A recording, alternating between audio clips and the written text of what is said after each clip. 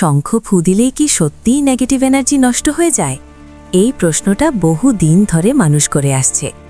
আসলে শঙ্খ থেকে বের হওয়া ধ্বনি একটি নির্দিষ্ট ফ্রিকোয়েন্সিতে কম্পন তৈরি করে, যা আমাদের চারপাশের বাতাসে শক্তিশালী ভাইব্রেশন ছড়িয়ে দেয়।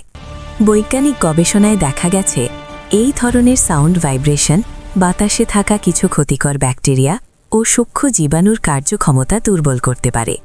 এই ধ্বনি যখন কানের মাধ্যমে মস্তিষ্কে পৌঁছায়, তখন মানুষের নার্ভাস সিস্টেম ধীরে ধীরে শান্ত হতে শুরু করে। ফলে স্ট্রেস তৈরি করা হরমোন কম নিঃসৃত হয়, আর মন স্বাভাবিকভাবেই হালকা ও স্থির অনুভব করে। এই কারণেই প্রাচীনকাল থেকে মন্দির, যজ্ঞ ও শুভ আচারগুলোর শুরুতে শঙ্খ ফু দেওয়া হয়। এটা কোনো কুসংস্কার বা অন্ধবিশ্বাস নয়, এটা শব্দ, বিজ্ঞান ও মানব শরীরের গভীর সংযোগের ওপর ভিত্তি করে গড়ে ওঠা একটি বাস্তব ও প্রমাণযোগ্য সত্য।